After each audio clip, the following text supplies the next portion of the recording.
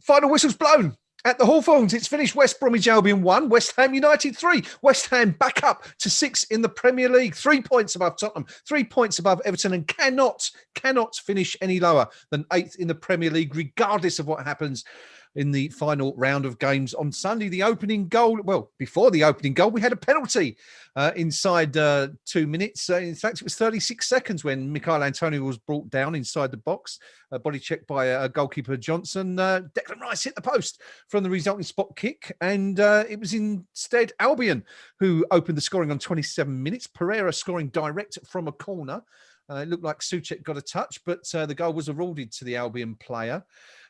West Ham, as has just been pointed out, we'll come to this in a minute, crucially equalising right on the cusp of half-time, the first minute of added on time. Souček turning home, a Ben Rama cross at the far post to send the teams in on level terms at the interval. We had to wait an awful long time for the second goal to come. 82 minutes in the end, when Angelo Ogbonna scored a header from a corner to put West Ham 2-1 up, and then with Albion pushing forward for an equaliser, the hammers broke again. Pablo Fornell was once again involved, finding Jesse Lingard, who set up Michail Antonio, who turned the ball over the line to make it 3-1 to West Ham and send the Hammers back up to 6th place in the Premier League and on course for Europe. Gnome, what did you make of that?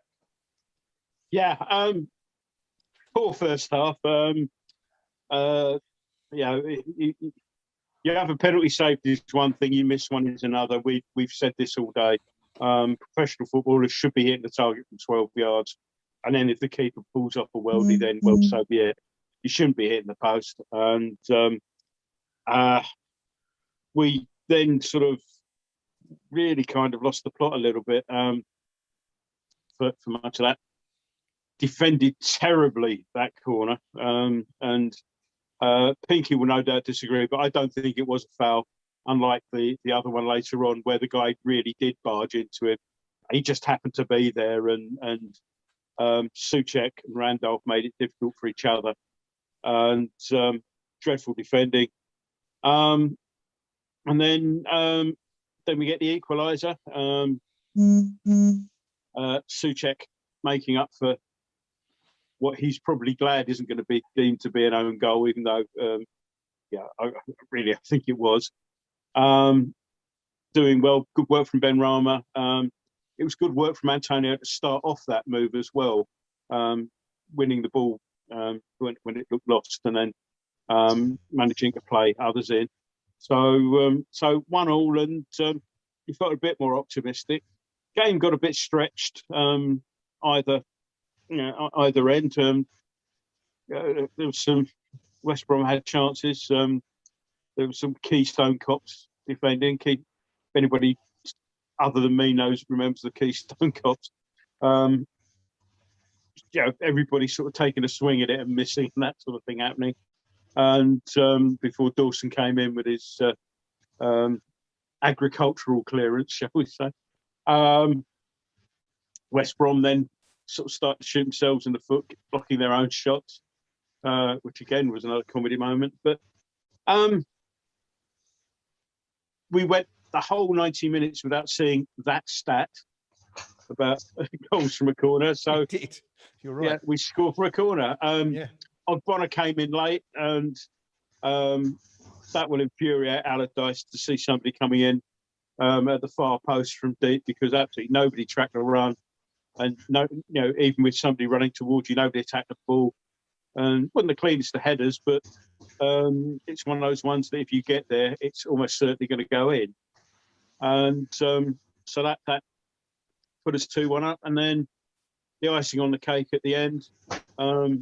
Great interception from Fornals. Went up, seemed to have delayed things a little bit, but they were so slow in getting back that the only worry was that Antonio might make the run too early, but he didn't. Lovely ball inside from Lingard, first time shot, 3-1. Could have had another towards the end as well. Probably the score is slightly more comfortable than it was when you consider the first half, but overall, we deserved the win. And smiles on faces, and much fun to be had on Sunday, let's hope. Yeah, well, plenty of smiles around here tonight, and no doubt from everybody tuning in on YouTube. Let us know what you thought of the game. And of course, as always, one of our new things, if you've got any questions to ask the panel, to myself, Pinky, Rio, Gnome, or all of us, just fire them over to us on the YouTube chat, and we'll do our best to answer. It can be about tonight's game, about West Ham, or anything in general to do with the club. Pinky, West Bromwich Albion 1, West Ham United 3. You said it from the start. Have a bit of patience. Stay calm. We'll get there in the end. And we did. Yeah, absolutely. And it's a strange game, you know. Had we been there tonight, it's a game I feel there'd have been mixed comments from the supporters pouring out. It'd have been either, you know, chuffing Nora, we made hard work of that, but, you know, comfortable enough. Or it would have been with one slightly better bit of finishing here or there, a final ball here or there. That could have been 6-1 tonight. I actually think we were considerably better than West Brom today. I think there were 2 or 3 opportunities for us where, you know, had Fornals been a little bit sharper, had Antonio being an inch further forward, that kind of thing, 6-1 could have been the score tonight, and it wouldn't have flattered us, actually. West Brom showed us what they were tonight. A hard-working, run around a bit, but ultimately very ordinary football team. They haven't got too much quality at all in their setup. And why would they have? You know, what money did their owners invest in their season in the top flight? And the answer is nothing, really. So they've got really what they deserved or what they could afford, which was relegation. And if people want the definition of a yo-yo club, look no further than West Bromwich Albion. But for us tonight, you know, we got what we wanted. We got 3 points on the road, you know, so again, another away win. So a very valuable away win for us tonight. And it means that we can turn up at the London Stadium on Sunday. It's in our hands. We can finish 6th. We will finish 6th. We are going to go into Europe. And I'm sorry, Mr. Sullivan, you're going to have to sign a few more players. I mean, you know, you could just picture him sat down in Essex in his huge house there going, what have they done? What have they done? Yeah. You know, it's all gone wrong. I've got to buy some more players. You know, and he'll be phoning Goldie and whinging about it and what have you. But you know, that's a bit of reward for our supporters, because that should be us into European football proper. We should avoid Astragugu or whatever they're bloody called. And it's been a long... Isn't it? AstraZeneca, very good. They're certainly a pain in the something anyway. Well, on that note, I heard a good one yesterday where some nurses who were doing the COVID jabs called themselves the Pfizer Chiefs. Yeah, which I thought was very good. Very good. But no, I mean, seriously, you know, for our long-suffering supporters who are magnificent, you know, we follow the club up and down, you know, the country. And in recent years, we've had limited pickings of European football. Who knows? We've now got a chance, just a chance, of playing some European football against a club we've heard of. And I really look forward to that. Yeah, don't we all? Don't we all? Well said. Well said. Rio, you know, we say, didn't we, on the 77th, 78th minute, you know, it was 1-1, asking if anyone was going to nab a winner in this game. You were absolutely convinced at the time that it wouldn't end 1-1, and you were absolutely right. West Ham, in the end, winning it fairly comfortably with 2 late goals. But was it ever in doubt? Yeah, to be honest. I pointed out in the commentary, I thought our central midfield are looking woefully unfit, woefully tired, and there was so much space opening up. I thought it was a matter of time before one team exploits it, because we had our deficiencies in the centre. West Brom were brittle at the back and were pretty wasteful in possession as well. I wasn't convinced we was going to score, and it came from a rather scrappy set piece. As we've mentioned, it wasn't a cleanly strike from Ogbonna. But again, he does it time and time again from set pieces, and it's a great asset to have. After that, dare I say it, we looked incredibly professional. Yeah, and we closed that game out really well. I'm absolutely delighted by the part played by Pablo Fornals in that the final goal. I've been going through the forum, has been watching the game, and he's been getting some rather unfair abuse, in my opinion, and it's been quite venomous at times. But he broke up play twice, broke away, intelligently used the ball, slotted in Lingard. And I thought, out of everyone, I thought Lingard was one who held on to it too long. But he finally fed Antonio. It's a great finish by Mikel. But 4-0's part in that can't be underestimated, as can his contribution in the game. I know he missed some chances. He snatched at things a few times, but with a tired couple of more experienced players around him, he's done the work of 3 people tonight. And his constant harrying, his constant work rate, his tackling, his energy, it counts for a lot at this stage of the season. He played a hell of a lot of games, but he doesn't look tired at all. He looks like he's still on the verge of busting the gut for every single ball. And if he could actually finish, he wouldn't be playing for us. He'd be playing for the likes of City or Barca, because that's the only thing missing from his game for me. Yeah, had a terrific season, hasn't he? All in all, and we'll come to Pablo Fornals in just a minute. But West Ham, as we said, Nomar back to 6th in the Premier League, back above Tottenham with only 1 game to go. Spurs, of course, have to go to Leicester, or have to play Leicester this weekend. Are they home or away? I'm not sure, but anyway, they do have to play Leicester. Everton have to go to Manchester City. 2 very tough games. West Ham at home to Southampton. And we know 1 point now, just 1 point will be enough to secure 6th spot in the Premier League this season. It's been a fantastic season. You know, at one stage we thought we might get into the Champions League, but a top 6 finish, given where we were this time last season, is an absolutely incredible performance, you'd have to say. I think it would be an achievement that the TV companies might want to at least look at. But for some unknown reason, the channel that Sky have had the West Ham game on, has finished the West Ham game on, and they've said, right, let's go back to Turf Moor and talk about Liverpool. Okay. Who, frankly, shouldn't even be in the Premier League, you know, from what they've done. Not just this season, but their past demeanours. Both channels. Nothing about us. Like, West Brom 1, West Ham 3. Let's interview Nat Phillips. Why? You've got your own bloody channel to do that. Yeah. Channel 401. You know, football for the hard of thinking. Watch it on there. Let's hear some analysis, some in-depth talk about our game. And there you go. Known clearly fuming about the Liverpool. You know, it's. Anyway, forget them. Let's West Brom v West Ham. You know, come on, come back to us. Look, we're 6th in the table. 1 point needed for Europe. It's great. What a season! What a season! Yeah, it's great. We've done it pretty much honestly. Yeah. You know, I mean, where would Liverpool be without all those penalties given? For Salah throwing himself to the floor. Mm. Yeah, one thing you can say about us is that we're a pretty honest team. You know, we I mean, you know, even today we've won a game 3-1. You know, we're against a team that should have been down to 10 men after a minute.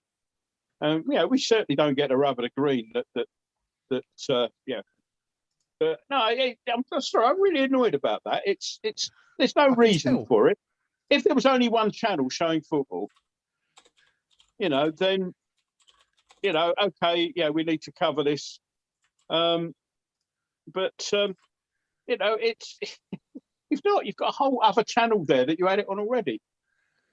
Well, there you go. No, I'm absolutely furious. Yeah. So the Sky, you know, this is the way it goes. Club in the country are being feted as if there's something special, when you know they've dumped all over the rest of the league, and scraped their way into a position where they'll end up in the Champions League one way or another.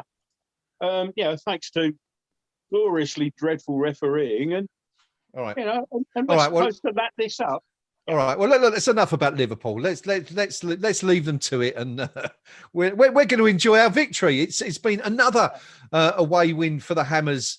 Pinky, it's an 18th win of the season. 18 wins, 8 draws, 11 defeats. Fantastic stuff. are we going to slip up on Sunday? Do you see any problems now? Southampton for West Ham, Leicester for Tottenham, Man City for Everton. Are we pretty much there now? Do I see any problems on Sunday? Yeah. How I'll actually get to focus on the pitch after sinking a double gallon of Heineken before kickoff, because that'll be my first visit to any establishment that's selling beer, and I am going to overindulge magnificently. But in terms of the game itself, I see no problems against Saints. They'll give us a game. Of course, they'll give us a game. Yeah. But at the end of the day, we have something to play for, and they have nothing to play for. And that really ought to be the difference. So I think we'll win on Sunday. It's nice that it's in our hands, because ultimately that's what you want at this stage of the season. Yep. You know, you've got Leicester, who have still got an outside chance at the Champions League. You know, Roy Hodgson's last game as a football manager, you know, maybe one or two of his players, you'd like to think they might try and do something for him. Palace against Liverpool. You know, Brendan Rodgers' mob against, you know, Ryan Mason's Tottenham. You know, you'd like to think that Leicester would put Spurs to the sword, and you know, so there's something on their games. For us, let's just do our job. 2-0, I'll take all day long. A competent professional performance, and for the first time in a very long time, a thoroughly deserved lap of honour for our players on the final day of the season, and give them a round of applause. And because I think the players, manager, and coaching staff have done very well for us this year. You know, let's not kid ourselves.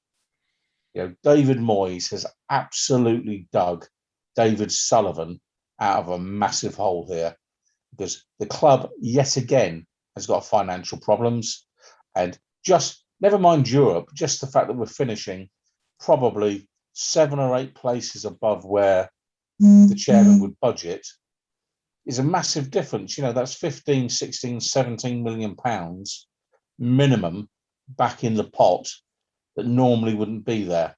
Yeah. You know, and probably doesn't deserve to be there based on the investment levels we've got. So, you know, the irony of it really, when you consider how shamefully Moyes was treated by David Sullivan. You know, Moyes has done a superb professional job here. The players have backed him up. 1 or 2, to be fair, of Manuel Pellegrini's signings have come good. Fornals, I'm a big fan of, for certain. Yep. Let's not forget that it was Pellegrini that signed Lucas Fabianski as well, who, when he's fit, he's done well for us. So, okay, all right, good season. No bear pits on Sunday. 2-0. Enjoy the afternoon, those that are going. Okay, I'm going to ask Gnome and Rio about that as well in just a minute, but I do have to disappear very quickly. So what I'm going to do is just go over to Rio. Rio, can you give us a bit of a roundup from the KUMB.com forum? Let's see what. I would imagine everyone's jubilant after that, but try and stretch it out for a bit, and I'll be back as quick as possible. Well, over I've got to you, some buddy. stuff to say about Tottenham when you run out of stuff, Rio. Fire away. Right, then just bear with me just a couple of seconds while I bring up my screenshots. Well, do you want me to? I've just got a couple of news items to relay. I've changed over to Sky Sports News because I'm fed up with the Liverpool loving, which they are at least acknowledging there were other games going ahead this evening. And I've just watching the goals from the Villa Spurs game. Villa's equaliser was the funniest comedy own goal you'll ever see. Reguilon slicing it from the edge of his own penalty area. Devastating finish past Luke Lloris. Brilliant. The other bit of breaking news is following our game, it's also been announced that Allardyce has confirmed he's not staying on at West Brom. So not really a surprise there, I think. So that's just come up on the breaking news thing. So there, all yours, Rio, if you're ready, mate. Right, so to put it this way, everyone who's watching, if you want a little bit of entertainment, go back to the match thread on the KUMB. You'll see, how can I put it, a lot of mood swings, shall we say. Each one of our 4 players has come in for some absolute terrible abuse tonight. Antonio for his lack of touch, Lingard for being, as someone quoted, just a more expensive version of Luke Chadwick. Pablo Fornals has been given dogs abuse for his lack of composure in front of goal, amongst other things. So, but as soon as the final whistle was blown, it's all kind of changed and everyone's gone back to happy mode. I'm just trying to find a moment because this rather caught me unawares. So just bear with me one Still second. on the forum? Greg. I'm just saying that I've just seen the goals from the Spurs game. Yeah. It is worth a watch.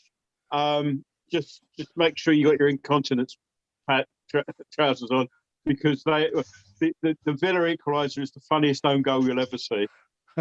Okay. Yeah, no, I maintain it was a great finish. Yeah, I mean, I actually watched that game in the hotel bar area. And I just leapt out of my seat when that went in. I thought, just applauded. A great finish is a great finish. And I'd like to think that Tottenham Hotspur supporters would see it as that. You muppets. I still think it's only the second best own goal. I'm trying to think of a better one. A devastating finish. Lee Dixon did one in the early 90s where I think he chipped David Seaman from about 30 yards. So I've always got that as a really fond memory of mine. Obviously, the Jamie Pollock one was good, but yeah, Regulon it's definitely up there, but it's not quite Lee Dixon territory. I look forward to seeing the that. other news, Graham. The other news that happened whilst you were disappearing for a minute, quote, is that Allardyce has announced he's leaving West Brom after next week. I'm just reading the comments on the YouTube chat, and I've just seen John Harrington point out. He says that so Allardyce still hasn't been relegated. He doesn't have the bottle to go down. Any immediate thoughts on that one, Pinky? Allardyce's resignation? No surprise, really, when you consider the rumoured deal that he was on when he went to West Brom. I think he stood to gain something like 10 million quid if they stayed up and finished in a particular position. I mean, dare I say it, he took the job for the wrong reasons, if that was the reason he took the job. I think after his very brief stint as England manager, I think that really should have been it for Big Sam. I'm not in the camp of hating Sam Allardyce. I think he's a typical football manager, and he's managed plenty of games and he's very experienced. Yeah. But I think every manager does eventually have their day. And we've seen Roy Hodgson hang up his boots now. I think Allardyce, that's probably the end for Sam. Time to hang up his boots. And increasingly, it's a game for, shall we say, managers in the sort of 40 to 55 bracket. I wouldn't actually be surprised to see the likes of Carlo Ancelotti hang up his boots in the not too distant future. But I just do question one or two club chairmen who are not particularly thoughtful when they're selecting their managers. I think there's a few getting massive contracts on a money for old rope basis that club chairmen might just want to reflect upon when they sit there and go, we haven't got any money, where's it all gone wrong? Well, how about your own personal decision making, Mr. Chairman? Because plenty of them get it horribly wrong. And Sam Allardyce, why did they ever really appoint him at West Brom? Yeah, it seemed like a bit of a lazy move, didn't it, at the time? Yeah. But I think you're probably right. I mean, I think what is he now? 66, I think, Big Sam. Only 7 years younger than Hodgson, who's packed up, of course, or will be packing up this weekend. And yeah, I think you're right. I think it's very difficult to see a way back for Sam. And you kind of wonder if he's got the same hunger anyway. He hasn't looked, I mean, even at West Ham, you remember he often looked very animated on the sidelines. I haven't seen that this year. Really not seen that sort of passion and almost venom sometimes when, he's arguing with referees. It's just not been there this season. And you just wonder if, he's been going through the motions to a degree. Absolutely. And dare I say it, stealing a living, because he peaked in the England job, by his definition and what he wanted to achieve. The establishment gave him the top job in English football. And it all went horribly wrong, predictably quickly and all the rest of it. But that wouldn't matter to Sam because somebody at the FA said, we want you to be England manager. Yeah. That was it. That was the moment for him. And as I say, He's a good professional manager for many years, but I think those years are behind him now because of hunger, desire. Do you really want it? And I think some chairmen get lazy. I think one or two managers get lazy. And I'd like to see almost like club chairmen get to the point where they say, do you know what? There are good managers out there at a whole range of clubs. And just looking down the Premier League, how few English managers there are in the Premier League now, how few British managers there are. I'm not particularly happy about that, if I'm being honest. I'd like to see one or two managers from our domestic game be given either a chance or a sensible budget, because you look at it, it's the clubs with no budget, little chance, generally get the British managers. And that is a little bit out of the Sam Allardyce playbook, but there is an element of truth in it. And when did the Germans invent football, or when did the French invent football and all the rest of it? I just don't buy it. I just don't buy it. No, I'm with you, but I mean, I guess it's hardly a new phenomenon either, is it? I mean, I recall some years ago, I think Gary Johnson, you may remember, was coming through at Bristol City, was doing a phenomenal job at 2 or 3 clubs, and you were thinking, he's going to get the step up. Danny Cowley doing a fantastic job. In the lower leagues. Huddersfield was the best, he's had so far. You do just fear for, British managers. You do kind of wonder if anyone knows the game, the English game, it's English managers or British managers. And you do kind of wonder why they're not being given the opportunity. I guess it's in vogue, isn't it, at the moment for foreign managers to be given an opportunity. But as clubs like West Ham have seen, it doesn't always work out. But it's why, almost at the top of the show, I gave the little round of applause for Dean Smith at Aston Villa. Villa could have panicked at the end of last season, axed him, but they stuck with him, allowed him to spend, to be fair, quite a lot of money for that club. And they've had a fairly decent season this year. And that's quite encouraging for me, so a slightly different face in the top flight. But Sam, I think that's it. It's got to be, hasn't it? I think you're right. I think his race is run. But interesting to note, actually.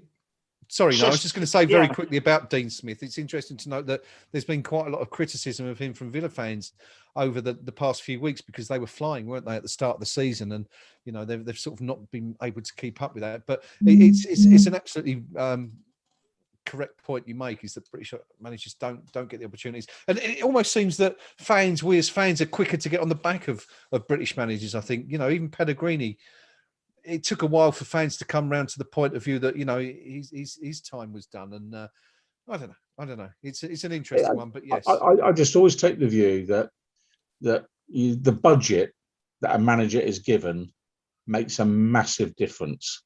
Now, some managers are capable of helping themselves in that sense by selling players, developing players, and reaping the rewards of that. But it's no coincidence that if you look at the league table, where most of the English managers are working, they're in the clubs with very limited budgets, and where most of the foreign managers are, they're in the clubs with rather more generous budgets. And without going too much and bashing Pep Guardiola, could he do it at Rochdale? Could he? We'll never know. Well, that's the thing. We'll never know, will we? We'll never get the opportunity. But yeah, it's an interesting argument, of course, and something that is a problem. Gnome, I'll come to you very, very briefly. Sorry for Rio. Did we finish the summary from the forum, or was there a few more to come?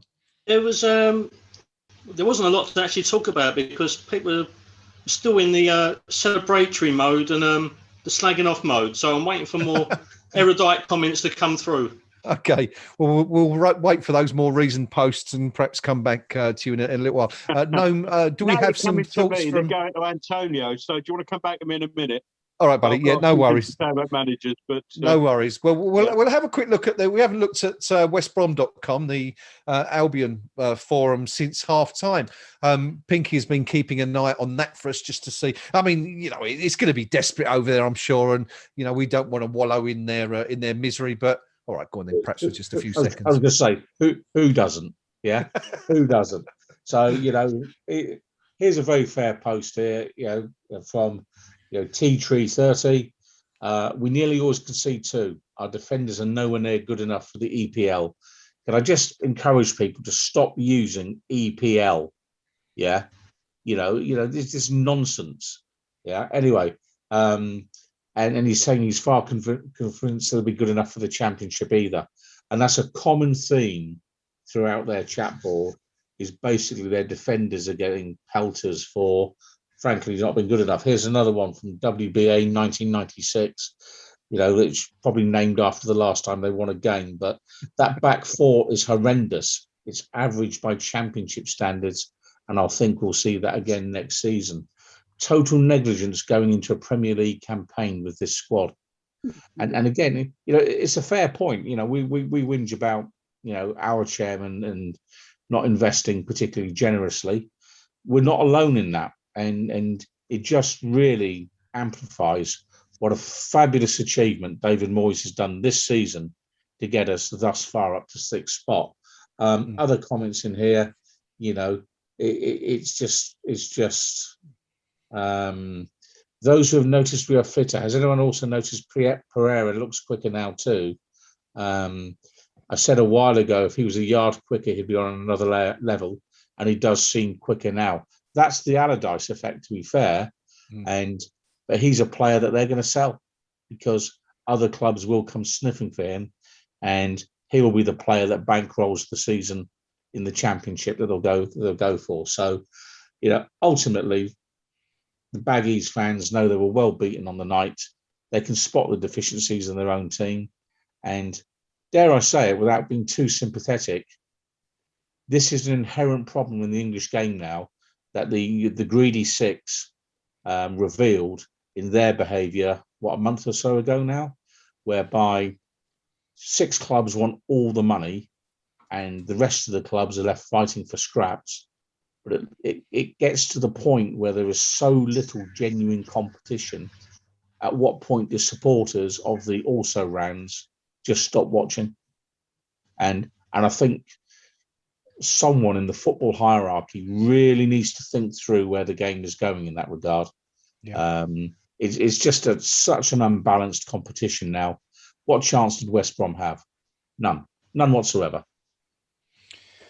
Yeah, you see it so often, don't you? Newly promoted clubs going straight back down. It's it's seen as a success, I think, for promoted teams simply to survive in the Premier League for that first season. And it's a very very fair point you make. It's so difficult, and even with the parachute payments, I guess some clubs, the best you can really hope to do is follow clubs like Norwich, who go up and down and slowly hope to get better and become established. Villa have done it, but Villa, as Pinky pointed out, have spent 150 million just to become on a similar level to the rest of the Premier League. That's the sort of investment you need to do it. But yes, it's not just the Super League that's causing problems, that's for sure, in football at the moment. Rio, Pinky mentioned David Moyes there, and what a fantastic season that he's had. I think it's fair to say that if West Ham had finished in the top 4, he would have been a shoo-in for Manager of the Year. Looks like West Ham, we're a point away from finishing in the top 6. Do you think he's still got a good shout for that? Yeah, given the budgetary constraints, given the thinness of our squad, I can't see why anyone else would finish above him in that particular category. He's done an absolute miraculous job here. And particularly, you're taking also factoring our first 2 or 3 games, we didn't particularly start well, did we? Newcastle was shocking at home. We improved slightly, but those first 2 or 3 games, we were languishing near the bottom. And to rise to the lofty heights that we have, and to still be with a shout of like Champions League football 2 games ago, he's had nothing to work with. He's not had the millions of pounds that Tuchel had. He's not had the millions of pounds that Guardiola had. He's outshone his contemporaries at Tottenham, Arsenal and Liverpool most of the season. Mm-hmm. Why would he not be the manager he had for the Premier League? It'd be farcical if he didn't get it for me. Fair enough. He hopefully has been speaking. Moyes has hopefully been speaking to Sky Sports. Michael Antonio where are we on the post matches? Yeah, I didn't quite get most of what Antonio said, but it was the standard stuff. It was glad to get the 3 points. We'd heard that Tottenham had lost, so we knew that we had a chance to do something this evening, that sort of thing. I'm just going to shed a bit more light, because there are some quotes on Allardyce, just we're talking managers and stuff.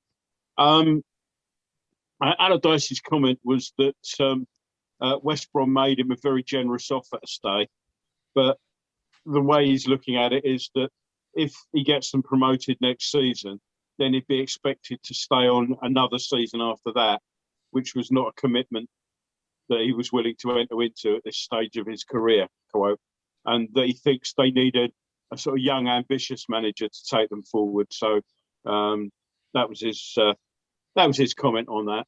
Okay. And yeah, it's funny what you're saying about managers and how they handle budgets and that sort of thing. And when comparing managers, I like to go back to the 80s. And whenever a Liverpool supporter starts getting sort of gobby about how great Paisley was, for example, I'll say, well, yeah. I said, if you put Brian Clough in charge of that team, would he have won it? Yeah. Would he have won what they did? Probably. If you'd put Paisley in charge of Nottingham Forest, would he have won it? No, not a hope. And I wasn't a great fan of Clough as a person, but you know, in terms of getting the best out of what you've got there, you know, Clough was a master at it. And you get some managers like that are inspirational. I mean, you know, look at what did Clough had? Clough had little more than what West Brom had out there today. Yeah, a few signings at the end. He spent a bit. He spent what was then big on Trevor Francis. But, you know, by that time, they were fairly well established as a trophy-winning team. You know, he got the likes of John Robertson, who smoked 40 fags a day, sort of turned him into a world-binging winger. Turned Kenny Burns into a decent centre-half when he'd been Birmingham and everywhere else. He'd been a little more than just a thug, really, you know. So, yeah, I mean, money spent in key positions, yeah. Shilton wasn't cheap. And in fact, when things weren't going well for Forest, they effectively had to pay Shilton to go to get him off the wage bill. And but you know, it's interesting as how you could give two different managers identical resources and how they sort of dealt with them. Yeah. But, yeah. Okay. So I've moved off from Sky Sports Liverpool, which seems to be the first three channels that they've got, onto Sky Sports News. Nothing from not at the moment. They are going to grounds and talking to people as they go through, and they're showing sort of goals from the other matches. I haven't seen ours on it yet, but it was quite funny watching Harry Kane walking around with the top supporters there with their homemade posters saying, "You're our favourite player. Please don't go." Yeah. Well, that'll work, won't it? It worked for us with Andy Carroll, didn't it? Once. Not sure that was a good thing, but it's not been a good season for Spurs, has it? You know, fallen, or especially it's been an even worse night for them tonight.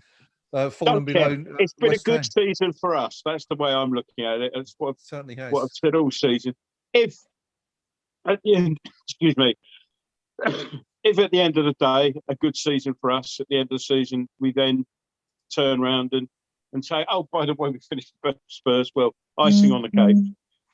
But no, I'm more concerned about how we do than how badly Tottenham do.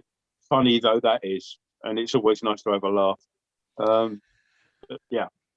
There's a lovely picture on social media. If anyone's on Twitter, Declan Rice has posted a picture of him and Vladdy Soufal in the change room, both with their thumbs up, huge smiles on their face. Declan posting, I bet that was stressful to watch, Hammers fans. A massive win. Now we have one last push Sunday. Let's go. Brilliant photo, both with huge smiles on their face. They know they're almost there. What a fantastic job they've done this season. Let's talk about those two briefly. We're going to wrap up fairly soon because time is pushing on. Rio, Vladimir Soufal, came in, cheap signing, didn't know, and no one, I don't think it's fair to say it, none of us knew anything about him really. One of the best right backs in the Premier League for you this season, if not the best? He's definitely in the top 2 or 3 for me. Absolute value. What I love about him is his wholehearted nature. He's never beaten. He didn't have his greatest game tonight. Again, a couple of people on the forum were commenting it's the worst they've seen him play. But his non-stop energy, his non-stop work rate, he's tough as anything. If fans were allowed in the stadium this season, he would have cemented himself as an absolute West Ham favourite already, because he embodies what we love to see over there. It's that kind of Billy Bond spirit. Now, never say die. Work your heart out for the team. Give everything. Don't leave nothing on the pitch. And always missing is a goal. But as I've said a couple of times before, I'm glad he hasn't scored yet, because I'd love to see it in person, because I think the whole ground would absolutely erupt, because he's already cemented himself in such a short amount of time as a firm favourite now, and we've not even got to see him in person yet. When that happens, when he starts feeding off the crowd, I think we'll see an even more improved player. Yes, good stuff. Good stuff. Declan Rice, Pinky had the worst possible start to the game tonight, but interestingly, he's also taken to social media to comment on that, to say penalty practice for me tomorrow. You score some, you miss some. That's football. And Michael Antonio has said in response, 100% the gaffer wanted Declan to take it. He's taken it today. It seems like someone else needs to step up next week. But that aside, Declan Rice, what a season he's had. What a season. Is he now, is it fair to say he's one of the first names on Gareth Southgate's England team sheet, as well as David Moyes'? No. He's the first name. Mm-hmm. Because he's a player that you can actually then start to say, right, I'm now building my foundations on solid ground. Yeah, so it's more about the role he does for the team and the position that he plays, and that's what a manager would want, someone in that position. Harry Kane's always going to be up there as well, but dare I say it, I wouldn't go into the Euros with Harry Kane personally. Yeah, because he's a player that you end up playing the Harry Kane way, and the problem comes is when Harry Kane gets injured, as is quite likely, and he's picking up a lot of injuries. Then what do you do? But for Declan Rice, he's had a brilliant season. He's come on leaps and bounds, and I think back to when he made his debut. I think it was Slaven Bilic. It could have been that gave him his debut. We were away at Burnley, if memory serves me right, and he came on. As a young player. I thought he was carrying a little bit of timber at the time, because you look at players and you forget sometimes in their sort of late teens, they do carry a little bit because they're not fully developed into men. Yeah. But he has blossomed into a first-class footballer, uses both feet well, is confident at passing the ball, great timing on challenges. We saw great examples of that last week where the opposition's defensive midfielder was making lunges that was getting him, yellow carded. Rice, on the other hand, was nicking the ball off players' toes and saying, thank you very much. Declan is 100% a top draw footballer. And, you're looking at that top 6, 5-6 clubs. Well, we're top 6. So there's 5 clubs in England that you could say, well, you could go to for footballing reasons. Of those, who could afford him? Actually, COVID might just have done West Ham United a huge favour, because our chairman would have to be daft to sell him anyway. That's the first point. But surely even David Sullivan realises that if he sells Declan Rice, if he didn't know by now he's already done as our chairman, he absolutely will know the moment he goes to sell Declan Rice. And short of Declan putting in a transfer request saying, I refuse to play for West Ham ever again, which I just cannot imagine him doing, then, the problem lies with the chairman. And if the chairman's smart, he will be thinking, how do I get the money together so we can build a squad to complement Declan Rice and build a team around him and say that's West Ham United for the next 10 years? Because I it's much of a muchness above us now. Let's be honest. This isn't the Manchester United of the Fergie Pomp years. Leicester City, well, yeah, they're fine, but do you know what?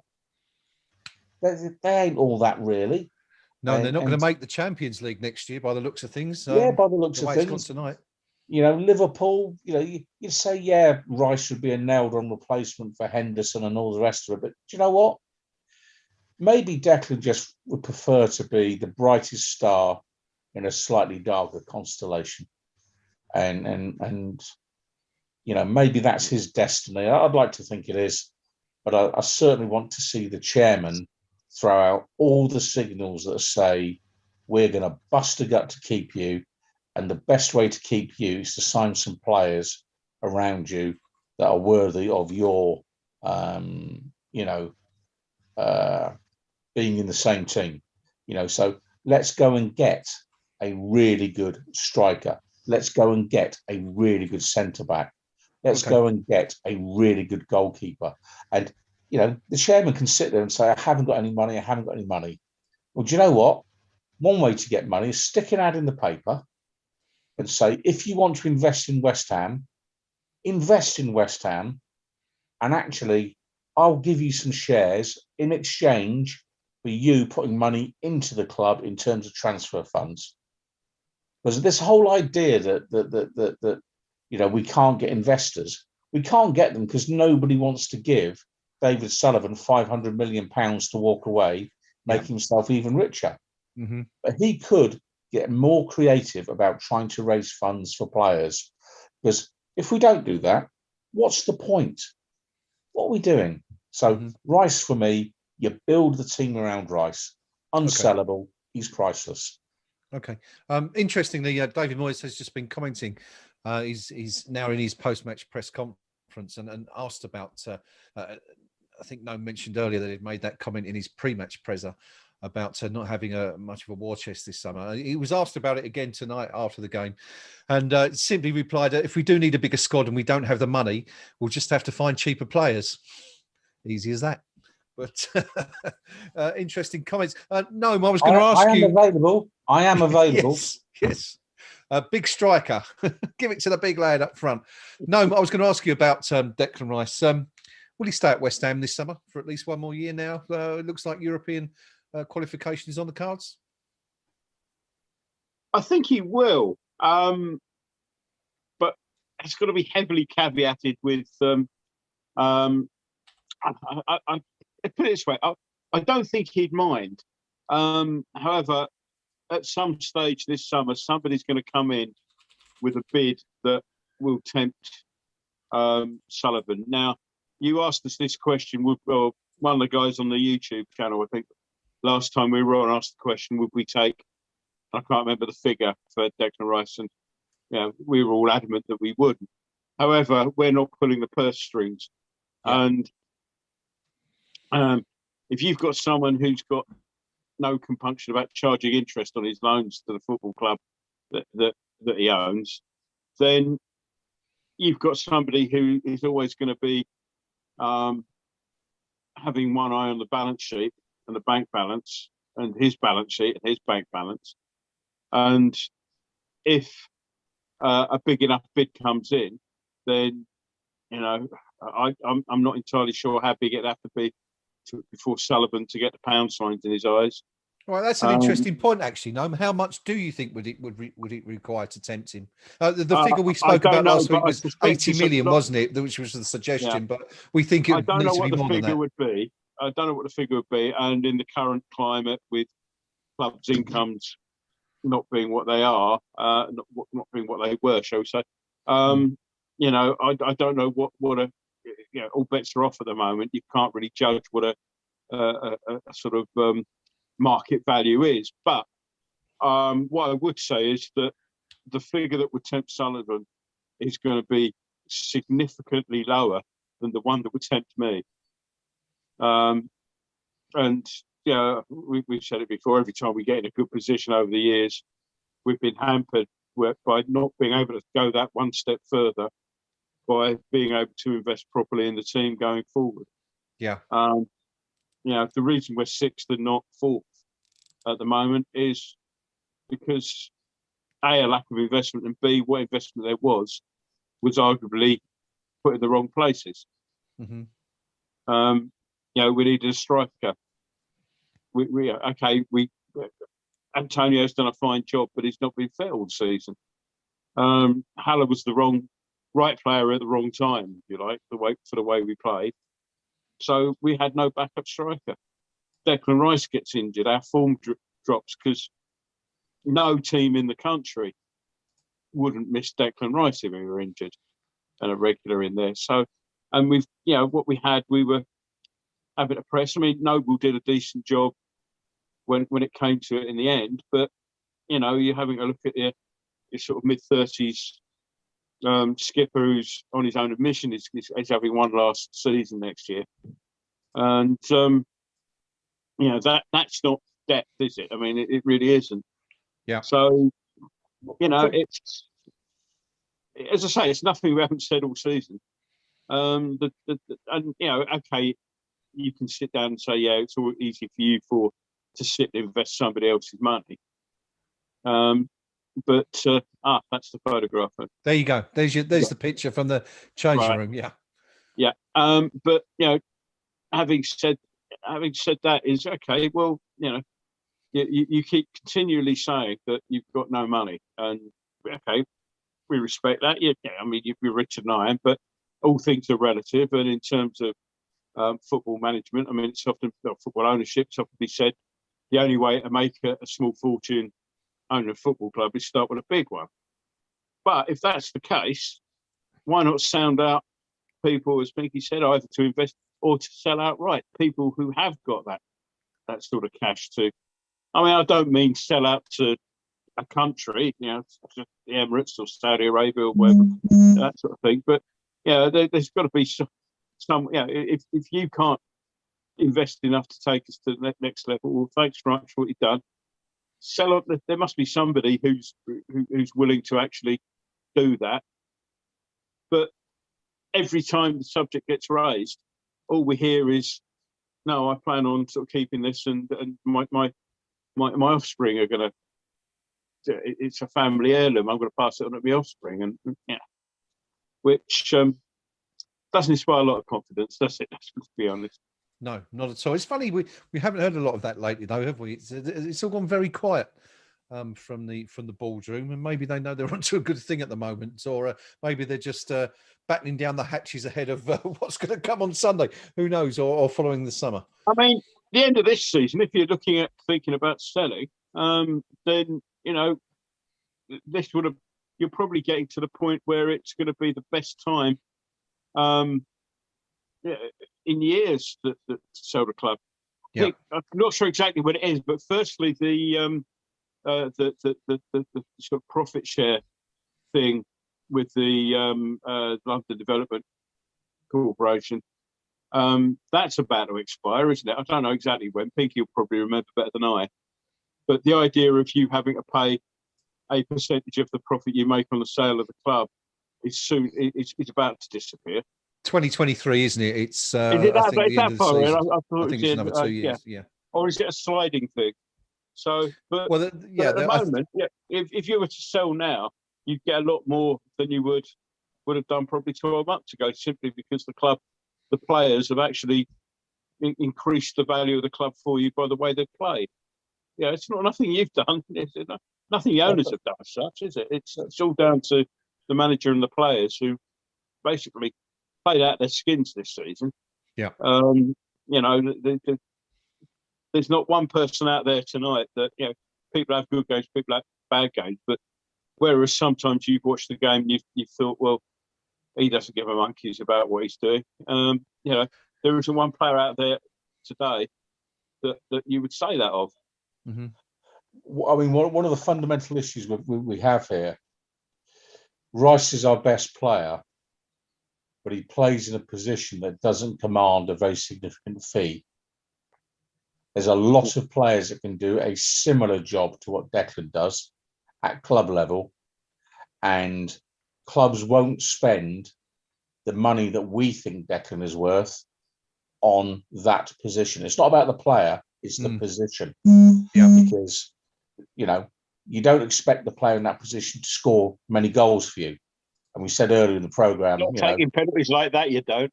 Yeah, but you go back to the days when David Sullivan was negotiating Rob Green's contract, and Rob Green wanted a certain amount of money. I think it's 40 grand a week or something like that. And David Sullivan held firm because he just took the view, you're not going to spend your budget in that part of the pitch for whatever reason. And before they bought West Ham United, Sullivan and Gold looked at the books of something like 35 other clubs, and they did it with great detail to see what other clubs were spending on player contracts in different parts of the pitch. So these are not necessarily two naive, bumbling old fools. They have their own methodology, they have their way of working, and other clubs have theirs as well. But the long and the short of it is, if you actually looked up in any one of the sort of usual indices that give valuations on players, and I've just done it here tonight, Rice is going for 40 or 50 million euros. So what is David Moyes going to do with 40 million euros? Nothing. So this idea that we're going to get 80, 90, 100 million for him, it's not going to happen, because clubs won't spend that money. The clubs that have got the money won't spend it on that position. So, the difficulty we've got as a club is Rice would be a relatively low transfer fee, because clubs just take the view we don't need to pay more than that. And that's where David Sullivan's got a real problem. He needs to get some money into our club, because the only way he will keep Rice is by building a better team around him. Otherwise, we'll be dead in the water, and we won't be getting the massive transfer fee. That I can pretty much guarantee you. Okay. If you're listening to the debate, let us know what you think. Do you think Declan Rice will stay at West Ham beyond the summer, regardless of whether we qualify for the Europa League? It looks like the Hammers are pretty much there now. It's going to take a very strange set of results on Sunday for the Hammers not to do that. But let us know what you think. And carrying on from last week's question, if you were, if we were going to sell Rice, how much would you view as an acceptable figure? Let us know in the comments on YouTube.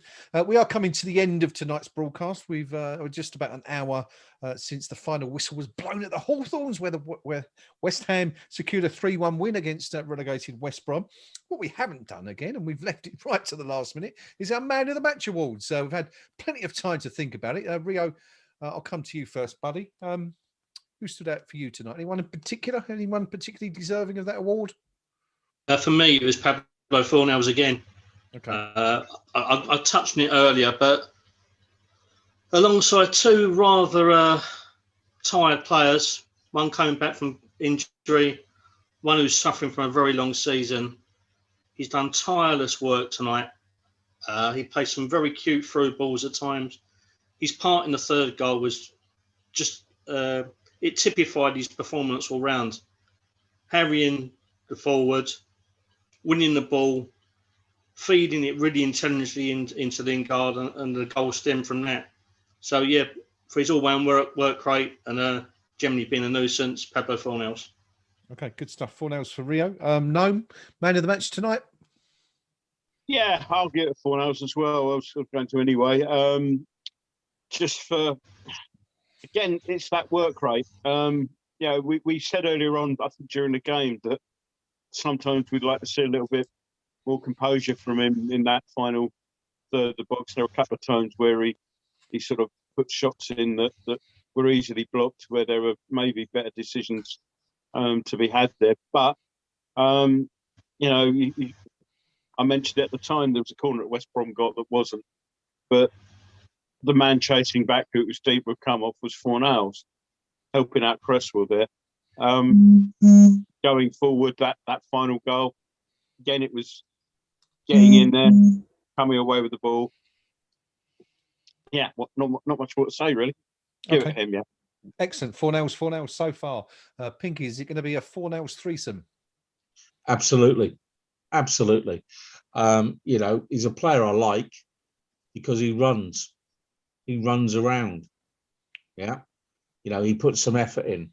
And this evening he covered every blade of grass, worked incredibly hard for the team. He's a selfless player, really.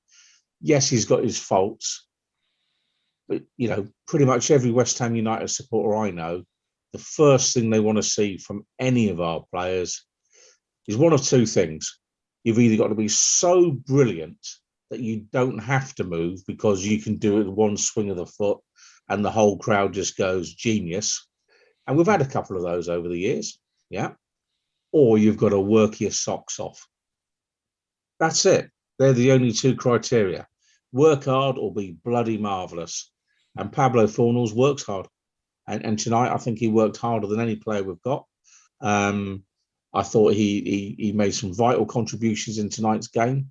Yeah, and a worthy man of the match. And he even argued with the ref at one point, which I'm willing to bet his mum sent him a text saying, please don't do that, son. Yeah. But there you go. You can't have everything, can you? All right. Pablo 4-0 for Rio Gnome and Pinky. Just before we come to my nomination, just a couple of comments made me laugh on the chat there. Hobo saying that I've just seen Villa's equaliser at Spurs. Must not laugh, laughs. No, you must laugh. Chris Dolby, an slightly intriguing post says, "Oh, thank you so much, Michael Antonio. Allardyce has just thrown his toys out of the pram over Antonio's comments. That is better than the win." Chris, let us know exactly what Big Sam said, if you will, because none of us have had the chance to see it, or if anyone has seen it, can let us know. My man of the match, Pablo Fornals, is an obvious standout contender. But I'm going to try and vary up a little bit. We've had three nominations for the Spaniard already. I thought Angelo Ogbonna had a really good game at the back and, of course, stepped up to score a really, really important goal for the Hammers. But I think I'm going to give it to Darren Randolph tonight, We thought he'd made a complete balls up for the first goal, but, he was obviously unsighted by Souček. I made a bit of a joke about a punch he made early in the first half, but it ended up setting up a decent chance. And there was a point in the game where it was level at 1-1, and 30, and just after, actually it was 1-0. It was 1-0. Pereira had scored the opening goal in the 27th minute, and then 7 minutes later, there was a deflected shot that came at Randolph like an exocet, and he swiveled on his hips to tip it over the bar. Gave us the opportunity to equalise. And there was another. I'm just looking through my notes to see exactly when it was, but 11 minutes into the second half, there was that opportunity. It might have been Robson Khan who was clean through, and Randolph spread himself low to block the ball with his body. So, it could have been 2-0 if he hadn't made that first save. We could have gone 2-1 behind if he hadn't made the second. So Ogbonna and Antonio obviously got the goals that made the difference. But, you kind of look back to that and think, well, if either one of those saves hadn't been made, it could have been a very, very different story indeed. And also the fact that he was thrown in at the very last minute, had no time to prepare. They've just shown the Tottenham goal again.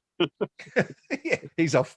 I haven't seen it yet. I'm going to go and enjoy that one in a minute. But anyway, so Randolph for me. So that's 3 for Fornals and 1 for Randolph. Chris Dolby saying that Antonio mentioned Allardyce plays long ball, and apparently Allardyce went ballistic in his interview. So if you haven't seen it, go and have a look at that one.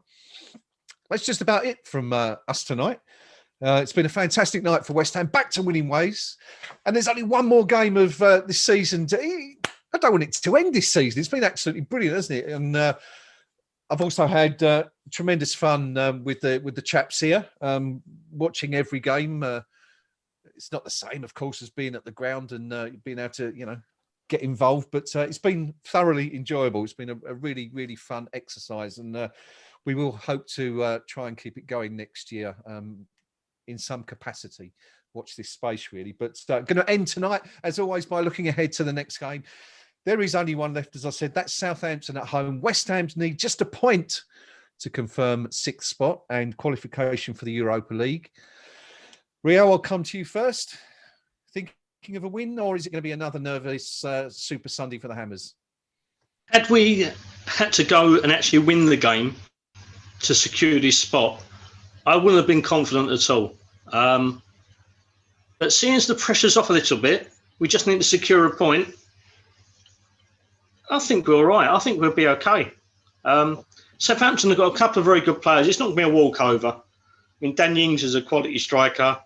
I'm a massive fan of James Ward-Prowse and Stuart Armstrong in the middle.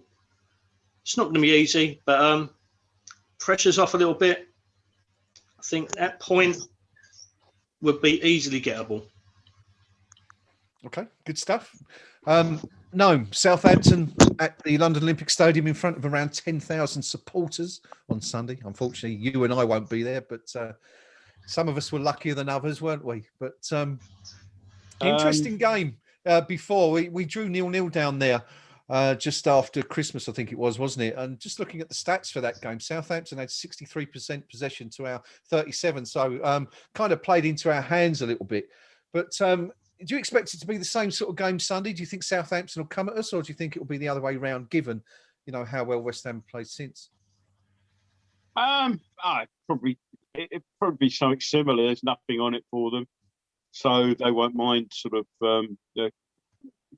giving it a go. I haven't seen what sort of side they're likely to put out yet, but I think it'll be something similar, and I think we'll win. I'm with Rio on that. And I also think, just to make it even funnier, I think Leicester will beat Spurs. So that's really worked in our favour, actually, that tonight, hasn't it? Leicester or Liverpool winning, because they have to win now, Leicester, to be in with a chance. Have any chance? Yeah. And Vardy's due a goal, isn't he? He hasn't scored for God knows how long. So, but anyway, as I've said, you know, I don't really sort of care about Tottenham. You'd have to have was it Oscar Wilde or Little Dorrit? You'd have to have a heart of stone not to be laughing at Harry Kane bidding his farewell, as they've got on the screen at the moment. No, I think we'll win. We'll win, and let's have a look at the season. And it's been a good season. Yeah, could have been better. We know why it wasn't, but under the circumstances, 6th is a remarkably good return for the season. And I fully expect us. That's where I fully expect us to finish. Good stuff. Quickly before I come to Pinky, Thomas Souček's taken to social media to say it was an incredibly important 3 points tonight. We are one team, and we want to achieve our dream as one team. One game to go until the end. And Vladimir Sufal, also his compatriot, taken to Twitter to say again, to be a member of this team is an unbelievable feeling.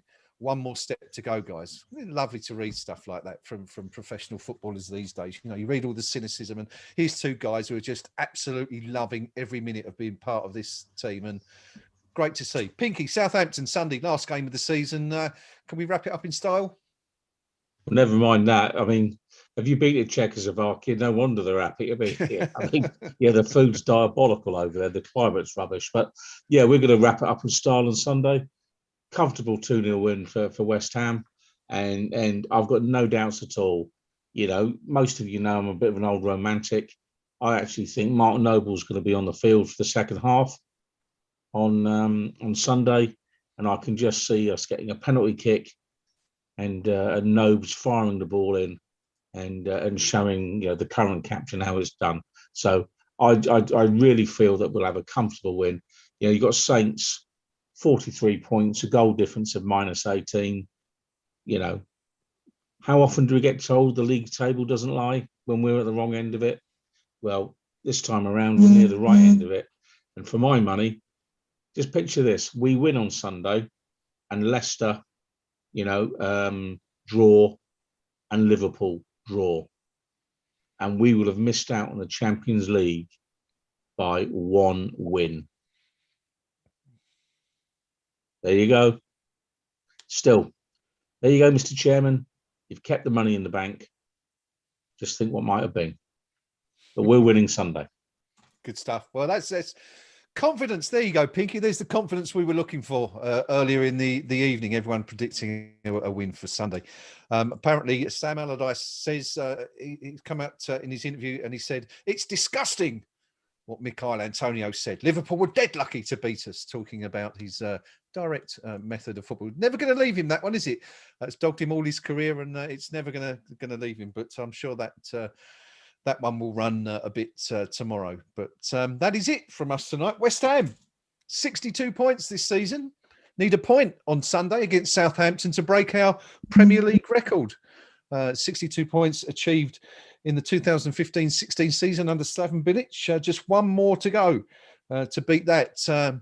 Even better than that season. West Ham in with a really, really strong chance now of finishing 6th in the table. The first time the Hammers will have finished that high in the Premier League since Rio? 99.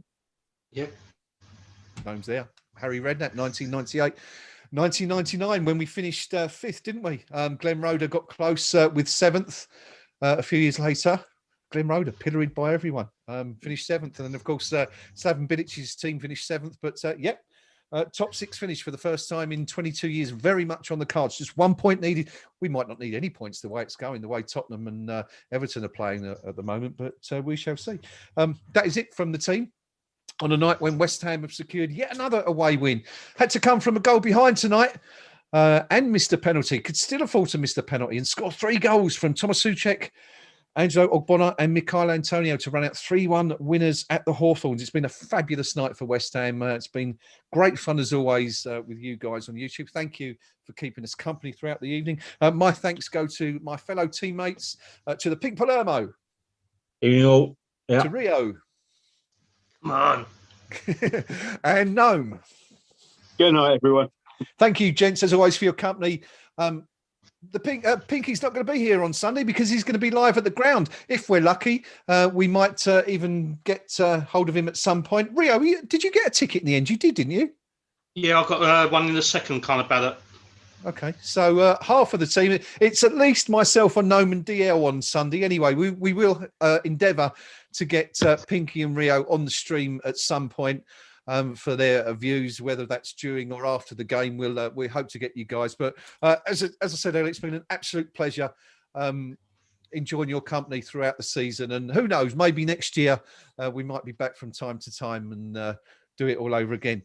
That's it from us. As I said, great night for West Ham. 1 more point needed for Europe. We might not need any, but let's go out in style against Southampton and win it. Until Sunday, for the last Eyes Up Mother Brown of the season, come on, you Irons. Only ones.